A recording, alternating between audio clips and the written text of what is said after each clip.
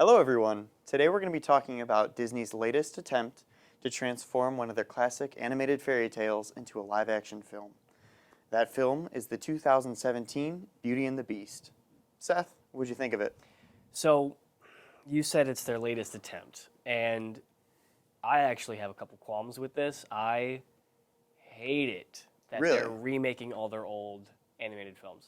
Now, this is another film just in their line of remakes that they've been making. Some of the others, they're going to continue to make. some of them include Cinderella, Maleficent, The Jungle Book, and I'm not a huge fan of some of these remakes, but I am a huge Disney fan, so it's always nice for me to see some of these cool, beloved characters. I'm also a huge Disney fan. I don't think they need to do this. They can make new original films that are just as good. Moana, Frozen. It's not like they're strapped for ideas and revenue.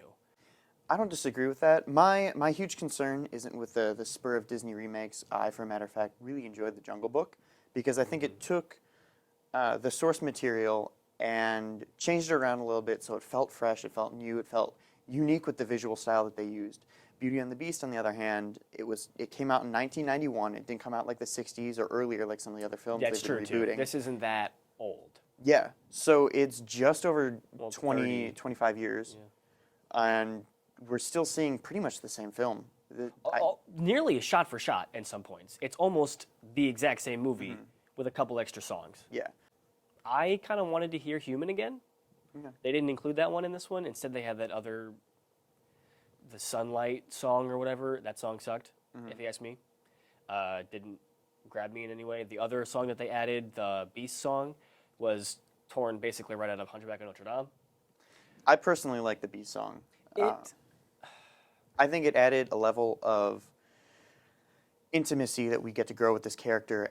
For the context, it's a song called Evermore, and the song is Beast singing as he lets Belle go back to her father when he's in need, and he's climbing the castle in desperation just to see Belle ride away from the castle. Sounds like Hunchback, doesn't it? It does sound a lot like Hunchback, but what the film did right in its limited changes that it made was make the relationship more intimate and make the audience or make us more intimate with the Beast. I loved Dan Stevens' portrayal of the Beast. I think his voice was incredible. I know he wasn't much in there. I don't know, maybe he did the mocap.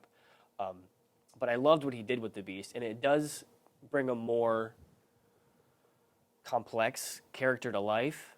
The simple choice of making Beast a learned individual and him enjoying books and having read books similar to Belle in the past, give them a commonality that the relationship is based off of.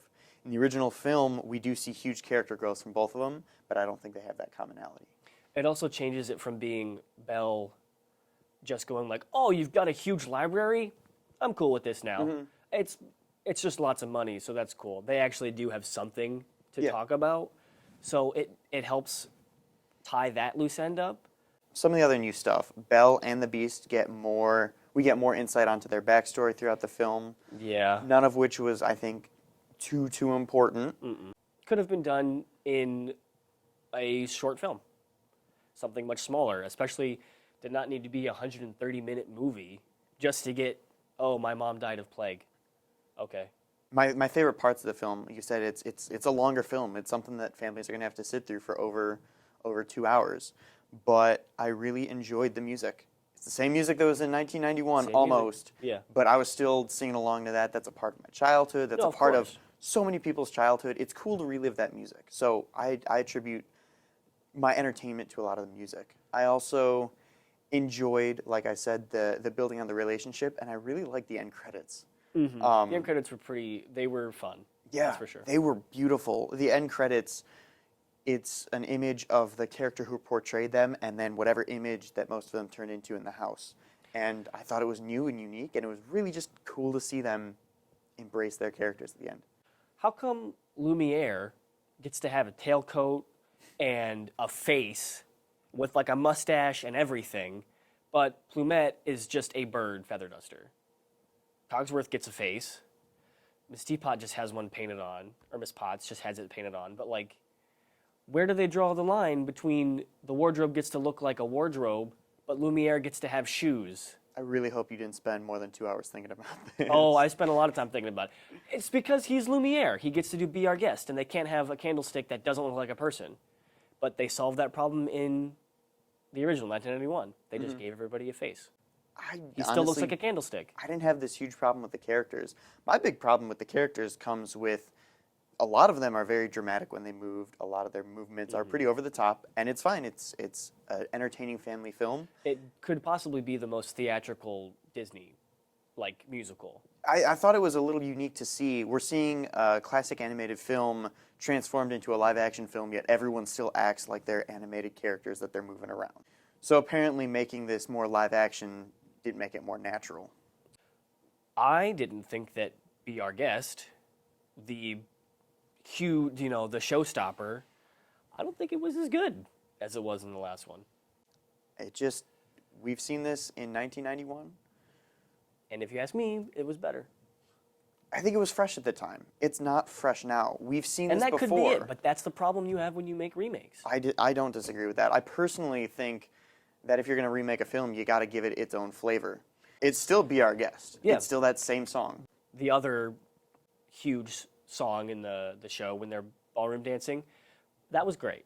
I think Emma Thompson killed it. That is one time I for sure felt, wow, they nailed this in the animated film far better than they did in this new live action film. And that's because 1991, Disney was unveiling their Caps animation. They were using computers to render things, and it was a huge 3D ballroom that it's fully immersive, and it's something new that was seen in animated film. It's not new here. We've seen 2 live actors in a ballroom before, albeit this time it was very CGI'd down. It doesn't really look real. It looks like a replication of almost the breathtaking imagery that we saw back in 1991, or that audiences saw back in 1991. Yeah. And the incredible from the chandelier shot, that one was better when it was animated. They did it reverse, and it didn't give you the same scope. I keep feeling bad that we're saying better or worse. I would say it's more stunning in the old one. It's more unique to its form. Now the big role, Emma Watson. How do you think that she did as Belle? She's all right. She's Belle. It's fine. She fits the golden iconic dress, and they made her look a lot like the Belle we're familiar with. I don't think her performance did anything outstanding that makes me think right now instantly she is the one, the only Belle. Yeah. What do you think of the themes of the film? Well, it seems like the message is you can't live a happy life unless you're rich and in a castle. And that's a little weird. I think they expounded upon the theme a little bit in this film, and they show how distraught Belle is living in this small, closed-minded village, and how her ideals don't necessarily match up with everything else. And it kind of shows the fundamentalism against anti-fundamentalism, ideals that are kind of breaking out now. I'm not saying it's super time relevant. It's not the biggest theme in the world, but I appreciate it that it's something a little bit new that wasn't really in the old film. I mean, in this film, she's also kind of an inventor and an innovator, and the entire city, pretty much for no reason, just kind of throws her inventions on the ground because she's not customarily supposed to be making these things. And yeah, I think that's interesting, actually. You brought this up. I'm glad you did. So it's a more feminist Beauty and the Beast than it was before, right? Yes, she makes a huge invention, but she does invent a washing machine. Not what I initially first thought of. I mean, as far as other themes go, tale as old as time. Be nice to people, even if they don't look good on the outside. It's what's inside that matters, and it's stuff we've all seen before, but it's done well. Yeah. I mean, it's a good version of that story. Yep. We still see the internal selfishness being brought out as external. Nothing too new. Symbols. I like the destruction of the castle when a rose petal fell. And, it only happens this one wing primarily in the film, and it symbolizes the destruction of this legacy that the Beast once had. Why is the castle all of a sudden falling apart during the big climactic moment? Oh no, what's going to happen? We know what's going to happen. We've seen this movie. It's not perfect. It's not my favorite symbol in the film, but it's something different, and I think that's kind of what I was longing for this whole time I was sitting there. The other one I enjoyed is the rose petal, or the rose rattle, being a symbol of the mother and Belle's past that she might not know about.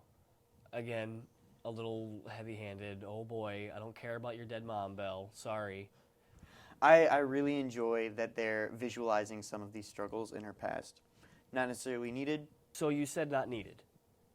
130-minute long movie and a remake, movie that's already been done. If it's not needed, don't put it in. Okay, Seth, what do you think? Is it a film? Is it a movie? What do you think of it? It's a movie that didn't need to be made.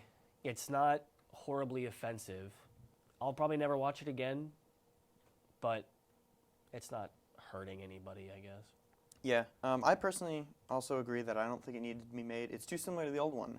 The new things that it did were very good, and I would have liked to see more of it. I want to see kind of this fresh new take on things, but that's not entirely what we got. Parents who grew up with the original 1991 film, go see it with your kids. Share this experience with them. It's a lot of fun. It's not the best film I've seen. Of course. Cultural relevance, why was it remade now? I honestly couldn't tell you. The new stuff is kind of cool. They've updated it to a very modern culture. We were talking about some of the feminist beliefs and that fundamentalism versus anti-fundamentalism, but I give it a C-. It's just below average. It's a little over 2 hours of fun. Disney fans will like it. It's very true to the original telling, so if you want to see a live, it's very CGI, but a live transformation of these classic characters, you'll enjoy it. Like you were saying, it's a well done, well made movie that isn't incredibly lasting. So I'd give it a C as well. And as far as enjoyment's concerned, I'd give it maybe a 2 out of 4. For a tale as old as time, did just over 25 years justify a remake of this film? All right, folks. Have a good one. Thanks for watching, and we'll see you next time. Thanks for your time.